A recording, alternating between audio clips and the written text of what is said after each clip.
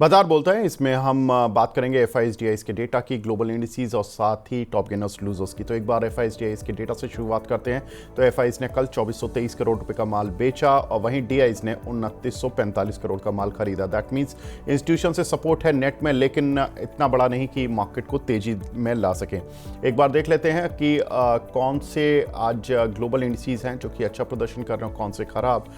तो सभी अच्छा कर रहे हैं हमको छोड़कर। डाउ जोन्स कल करीब 1.25% ऊपर बढ़कर बंद हुआ। शंघाई में करीब 0.5% की तेजी है। हैंगसेंग में करीब 0.5% का उछाल। निकाई में जोरदार तेजी दूसरे दिन भी बनी हुई है, करीब 1.5% की तेजी। पिछले 2 दिन में जापानीज इंडेक्स करीब 5% चल चुका है। कोस्पी स्लाइट पॉजिटिव, केवल 3 अंकों की तेजी कोस्पी में बनी हुई है। एक बार देख लेते हैं आज के टॉप गेनर्स और लूजर्स कौन से काउंटर हैं जो कि आज की मार्केट में अच्छी स्ट्रेंथ दिखा रहे हैं। तो अच्छी स्ट्रेंथ दिखाने वालों में फोर्स मोटर यहां पर आफ्टर रिजल्ट्स 18% का जंप देखने के लिए मिला है। पीटीसी में करीब 5%, ग्रेविटा में करीब 4.5%, इप्का लैब 4% और जीएफसीवी इंडिया करीब 4%। तो ये कुछ एक काउंटर्स हैं जो कि मार्केट में, इस कमजोर मार्केट में भी आज अच्छी स्ट्रेंथ दिखा रहे हैं। गिरने वाले शेयर्स, आपको पता लग जाएगा आज मार्केट क्यों गिरा हुआ है। तो गिरने वाले शेयर्स की लिस्ट देख लीजिए। परसिस्टेंट सिस्टम, सिग्निटी टैक और कोफोर्ज, ये 3 कल्प्रिट हैं जहां से कि आज निफ्टी आईटी को थोड़ा झटका लगा है, क्योंकि मिड कैप आईटी अगर हम देखें तो ज़्यादा आज प्रेशर में है। तीनों ही काउंटर 6 से 7% नीचे हैं। आईएक्स के काउंटर में 10% और आरटीएन पावर में करीब 5% की गिरावट देखने के लिए मिल रही है। लेकिन ग्लोबल फ्रंट से देखें तो जो ट्रेड डील है, टैरिफ है, ये रोज की हेडलाइन है। इसमें जो अपडेट है वो ये है कि अमेरिका यूरोप भी अब जल्द ट्रेड डील कर सकते हैं, ऐसी खबरें आ रही हैं, क्योंकि यूरोप के ऑफिशियल्स ने इस तरह के इंडिकेटर दिए हैं कि वो अमेरिका के साथ जल्द ही टैरिफ डील कर सकते हैं। 15% टैरिफ लेकिन उनको भी झेलना होगा, इस तरह की बातें हुई हैं। और यूरोप अगर डील नहीं भी होती है तो उसके लिए भी तैयार है, रिटेलिएशन के लिए, और उन्होंने तैयारी भी कर रखी है। लेकिन यूरोप की तरफ से ये शर्त वो डाल रहे थे कि स्टील और ऑटो पर भी टैरिफ जो लगाया जाए वो कम हो, लेकिन अमेरिका शायद मान नहीं रहा। तो ये एक थोड़ी सी प्रॉब्लम है अभी तक जो डील में देरी होती आई है, क्योंकि यूरोप की साइड से स्टील और ऑटो का काफ़ी बड़ा एक्सपोर्ट यूएस को होता है। कल यूरोप के हालांकि ऑटो शेयरों में ज़ोरदार तेजी देखने के लिए मिली। मर्सिडीज, बीएमडब्ल्यू, फॉक्सवैगन, इन सभी शेयरों में करीब 6 से 7% की तेजी थी। समीर सर, अब पहले तो अमेरिका पर प्रेशर दिख रहा था कि उनको ट्रेड डील्स करनी है, अब लग रहा है कि धीरे धीरे ये प्रेशर इंडिया की साइड पर शिफ्ट हो रहा है, क्योंकि यूरोप भी कर लेगा। चीन की भी नेक्स्ट वीक मीटिंग होने जा रही है जिसमें कि वो ट्रेड डील को लेकर और विस्तार से बात करने वाले अमेरिका के ऑफिशियल से। जापान के साथ हो गई है, कुछ कुछ छोटे देशों के साथ हो गई है। क्या क्या इम्पैक्ट होगा सर? पहले मैं यूरोप पर ही आता हूं कि यूरोप की अगर टैरिफ डील होती है तो हमारे कुछ एक काउंटर्स जो यूरोप के एक्सपोजर लेकर बैठे हैं, Tata steel, Tata Motors, Motherson, Apollo tyres जैसी कंपनियां, इन पर क्या होगा? तो अगर यूरोप की ट्रेड डील हो गई तो ये सब काउंटर्स पे तो अच्छा ही रहेगा, फॉर द सिंपल रीजन कि अगर आपका मैन्युफैक्चरिंग वहाँ पे है and you are able to export at a lower cost, तो आपको बेनिफिट तो डेफिनेटली मिलेगा। So trade deals happening is actually a positive, क्योंकि अनसर्टिनिटी निकल जाती है। अनफॉर्चुनेटली इंडिया जो एक्सपेक्टेड था कि फर्स्ट होगा to one of the first few to do the trade deal, has actually fallen behind. So kind थोड़ा डिसअपॉइंटिंग तो है ही, but we hope कि we are able to negotiate something and get the trade deal signed with the US, because that removes some amount of uncertainty. और आपने जो कहा is it worrisome? Yes, definitely थोड़ा worrisome है। क्योंकि if every other country is able to get their exports through और India को higher export duty होती है, तो हमारा जो बेनिफिट हम लोग बात कर रहे थे कि we could get, the world will start looking at China plus one, तो US will ignore India, will not be in the China plus one. और US is one of the largest markets when it comes to consumption, right? So वो एक definite negative है। दूसरा, चीन के साथ अगर डील भी नहीं होती है तो चीन ने उनकी स्ट्रेंथ दिखा दी है, जो उनकी रेयर अर्थ मिनरल्स है, उन्होंने जब वो एक्सपोर्ट्स बंद कर दी थी तो यूएस की हालत थोड़ी खराब हुई थी। इनफैक्ट इफ यू मैंने जो जो लोगों से वहां पे बात की, तो shells were when when the 245% या जो भी 145% लगाया था यूएस ने, the shelves in the US was starting to dry up from product. तो for US to stop China import may not be that easy, so they may उनको थोड़ा और extension शायद दे भी दे, But if India does not fall in line, I get a feeling we could be more in trouble than China, and we need to do something, get it done. Hopefully जल्दी हो जाते हैं. But एक और चीज, US is not the only country we do trades with, but it definitely hurts one of our big exporting partners. और IT पे कैसे इम्पैक्ट होगा, फार्मा पे कैसे, बिकॉज अगर if he gets angry and ये आदमी थोड़ा अलग ढंग का है, उसको किसी ने छेड़ा, तो if he suddenly says okay India से फार्मा बहुत आ रहा है, आईटी का सर्विसेज आ रहे हैं, let's put some tax on that, that could definitely hurt further. So we need to seek and hope कि अच्छे से रिजॉल्व हो जाए and gets done with. Sir बिल्कुल ये चीज़ तो है, और इस समय इंडिया पर अब थोड़ा सा प्रेशर आ रहा है, लेकिन इंडिया के लिए एक चीज़ जो कि अभी थोड़ी सी साइलेंट है वो ये है कि 31 जुलाई से पहले हो सकता है कि मिनी ट्रेड डील की अनाउंसमेंट हो भी सकती है, क्योंकि अमेरिका के जो ऑफिशियल्स हैं वो मिड ऑफ अगस्त के बाद इंडिया में आएंगे, तो ये बहुत बड़ा टाइम लैग है. जनरली इतना बड़ा टाइम लैग इंडिया ने लिया नहीं अभी तक अमेरिका के साथ. जितनी भी 5 राउंड की बातें हुई हैं उसमें एक डेलीगेशन मान लीजिए इंडिया से अमेरिका जाता है, उसके बाद अमेरिका का डेलीगेशन आ जाता है हार्डली 5-7 दिनों में. तो इस तरह की चीज़ें रही हैं पिछले 2 महीने में. अब 15 अगस्त के बाद अमेरिकी ऑफिशियल्स भारत आएंगे.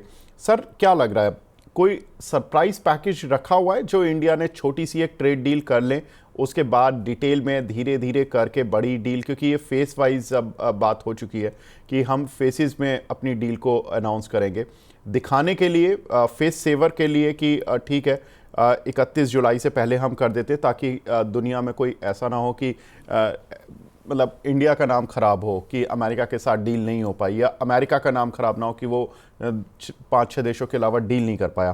कैसे देख रहे हैं सर इसको? तो वी होप की डील, लाइक आई सेड, अगर पार्शियल स्मॉल डील भी होती है, बट हम काफी टाइम से सुन रहे हैं, तो एक्चुअली बिफोर 8 जुलाई, जब जो एक्चुअल डेडलाइन थी उसके पहले भी वी केप्ट हियरिंग कि छोटी ट्रेड डील होगी, छोटी ट्रेड डील होगी, और ये एक्सटेंड होते ही जा रहा है, होते ही जा रहा है, कोई अनाउंसमेंट नहीं आ रहा है. जापान को जहां एक लेटर गया था कि we are going to impose so much duty from you before the on from 1 अगस्त, वहां उन्होंने जाके ट्रेड डील कर दी. So India needs to get its act together, और जो थोड़े कंसेशंस है शायद देने पड़ेंगे, तो we need to give it, get things clear and sorted once and for all. So we hope that it happens. और दूसरे जो आपने कही कि 15th अगस्त को ट्रेड डेलीगेशन आ रही है, yes, so that may be a bigger thing that happens, but ऐसा नहीं है कि they can't talk. We live in a world, आप और मैं अलग अलग जगह पे बैठ के बात कर रहे हैं. I'm sure the governments can also sit across a Zoom meeting and discuss जो उनके problems है, and see how they can resolve it. So we hope कि something happens before, of course, the trade deal. But I mean before the deadline. But अगर नहीं होता है तो I'm sure it's a definite negative for India, क्योंकि India पे 25% अगर लगता है, it will be more than most other countries, and that will hurt our exports definitely. बिल्कुल, तो ये हमारे एक्सपोर्ट को हर्ट कर सकता है, लेकिन अब इंडिया को थोड़ा सा प्रेशर है कि वो जल्दी से जल्द डील साइन करे. लेकिन प्रेशर एक और स्पेस में है, जैसा कि हमने इनिशियली बात भी की थी, आईटी सेक्टर. इन्फोसिस के नतीजे आए थे, सब लोग सोच रहे थे कि ठीक ठाक आ गए और सब कुछ ठीक है. इन्फोसिस के रेवेन्यूज़ में करीब 3.5% का जंप देखने के लिए मिला, नेट प्रॉफिट में 2% डाउन जरूर था, लेकिन एबिट और एबिट मार्जिन्स ये दोनों अच्छे आए हैं और स्ट्रीट की एक्सपेक्टेशन से ठीक ठाक आए हैं. माफ़ कीजिएगा, ये ग्रीन मार्क है, 6921 का एबिट आया है और एबिट मार्जिन 20.8 है वर्सेस 21%. तो ये एक बड़ी चीज़ है. साथ ही अगर देखें तो इन्फोसिस के Q1 हाइलाइट्स में अगर देखें तो रेवेन्यू गाइडेंस करीब 0-3% थी, जिसको बढ़ाकर अब 1-3% कर दिया गया है. साथ ही अगर देखें तो मार्जिन्स की गाइडेंस 20-22% पर बरकरार हैं. TCV जो कि करीब $2.5 बिलियन की थी, वो बढ़कर अब 3.8 बिलियन पर आ चुकी है. तो ये एक बहुत इंपॉर्टेंट चीज़ है जो कि हम अक्सर आईटी कंपनीज़ पर देखते आए हैं। और जो इन्होंने एम्प्लॉयज़ के सैलरीज वगैरह बढ़ाई थी, उसका एक इम्पैक्ट Q1 मार्जिन्स पर देखने के लिए मिला, करीब 100 बेसिस पॉइंट का। तो जो हम एबिट मार्जिन देख रहे थे कि 21 से घटकर 20.8% आए हैं, वो थोड़े से उसमें 100 बेसिस पॉइंट का एक इम्पैक्ट है। अगर ये वेतन नहीं बढ़ाए होते तो थोड़ा सा एक मार्जिन्स की पिक्चर अलग होती। एआई पर कंपनी ज़्यादा फोकस कर रही है, ग्रोथ भी कंपनी उसी साइड पर ज़्यादा देख रही है। सर, इन्फोसिस क्यों टूटा आज? तो like I said, simple valuations बहुत ज्यादा है compare to what see result में। उतना कुछ नेगेटिव भी नहीं है, पर उतना कुछ पॉजिटिव भी नहीं है। आप अपना गाइडेंस थोड़ा सा बढ़ा रहे हैं, but you are increasing your guidance in a single digit, right? And when you are trading at 20 plus time valuation multiple, यो अगर मैं लेट अस अज्यूम कि Infosys is able to grow its top line by 5%, margins more or less last year जैसे रहे, because first quarter of course थोड़ा negative रहा, but I think they will be able to recover some of that.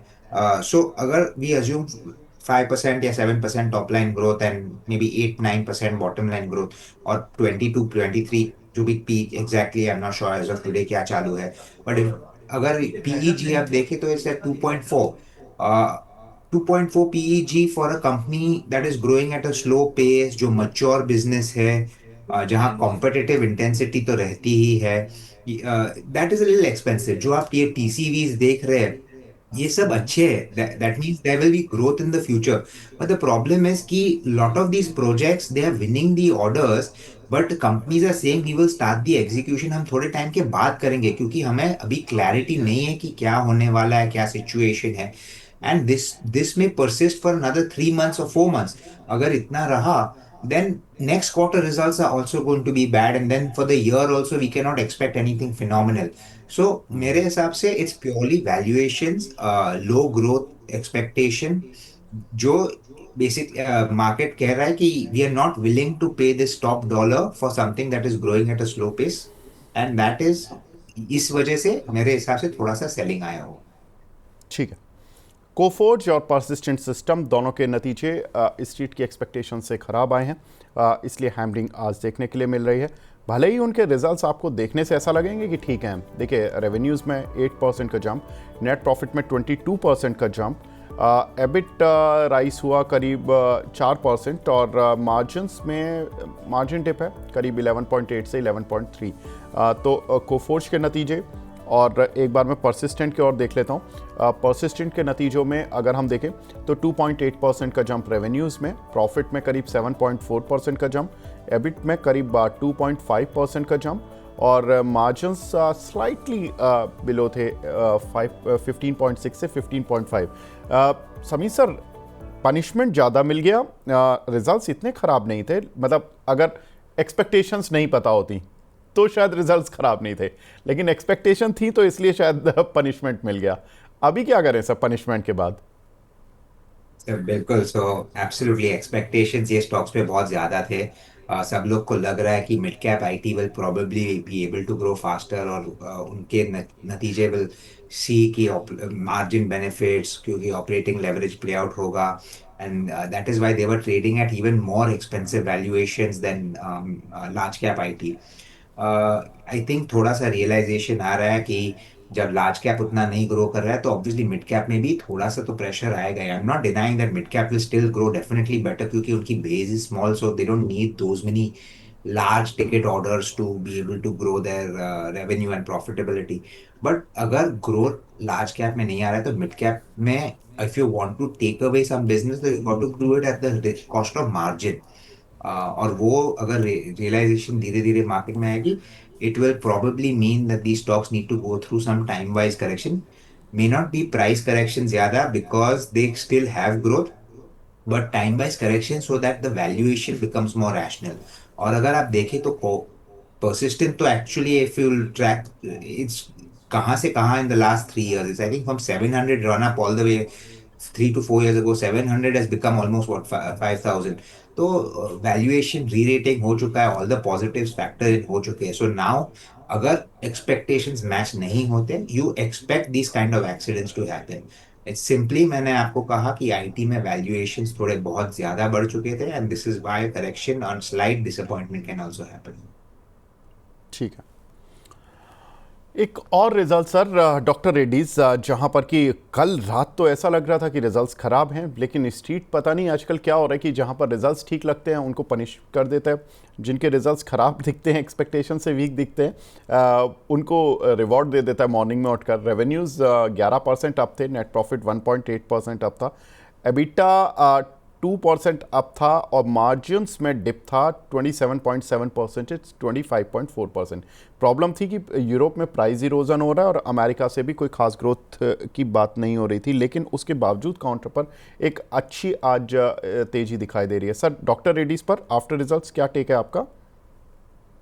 तो unfortunately मैं conference call पे नहीं बैठा था, बट मैंने रिजल्ट्स देखे हुए। सो रिजल्ट्स मोरलेस एक्सपेक्टेशन के लाइन पे थे। एक्सपेक्टेड ही था कि ग्रोथ उतना नहीं आएगा, and there was going to be some amount of price erosion in a couple of जो उनके मेडिसिन है इन द यूएस मार्केट। तो it has not, it's been on line of जो एक्सपेक्टेड था। So that is one of the things. उसमें उतना positivity भी stock में नहीं है। If you see the stock has also been consolidating for quite some time. दूसरा, जो अभी भी लॉन्चेस पॉसिबल है इन द यूएस, क्योंकि यूएस में there are huge number of drugs which are going off patent. And doctor Reddy's के भी over the next से 12 to 18 months काफी लॉन्चेस होंगे for these ANDA launches which are basically patented drugs where you can be the first entrant. अगर उनको 3 महीने या 6 महीने भी मिलते हैं to get that drug as the first generic, then the market is so huge and the opportunity is so great कि उनकी profitability काफी हो सकती है। So वो expectation की launches जो होगी going forward will benefit। वो news पे I think the stock is holding up, but I unfortunately haven't sat for the con call, तो I don't know exactly management ने क्या guidance दिया है या क्या बोला है। ठीक है, इसको भी ध्यान से देखेंगे। टाटा कंज्यूमर सर, यहाँ पर भी रिजल्ट्स रात तो मैं जो पढ़ रहा था उसमें के हिसाब से स्ट्रीट के एक्सपेक्टेशन से वीक थे, लेकिन काउंटर का रिएक्शन आज ठीक ठाक है। रेवेन्यूज़ में करीब 10% का जंप, नेट प्रॉफिट में 15% का जंप, लेकिन प्रॉब्लम आई थी एबिटा और एबिट मार्जिन्स में, क्योंकि एबिटा करीब 9% गिरा और एबिट मार्जिन्स तो ठीक ठाक गिरे हैं, ऑलमोस्ट 250 बेसिस पॉइंट से ज़्यादा। सर, टाटा कंज्यूमर, हालांकि उनके जो कॉफ़ी बिजनेस है और कुछ और जो सेगमेंट है उसमें कुछ अच्छा परफॉर्मेंस था, लेकिन कुछ पॉकेट्स में था, ओवरऑल नहीं था, लेकिन टाटा कंज्यूमर ने आज जंप दिया। सर, एनी रीज़न जो आपको पता हो, या टाटा कंज्यूमर को आप कैसे देख रहे हैं आप? तो अनफॉर्चुनेटली टाटा कंज्यूमर पे हमारा कवरेज नहीं है, तो I not even looked at the numbers, तो difficult for me to comment on it.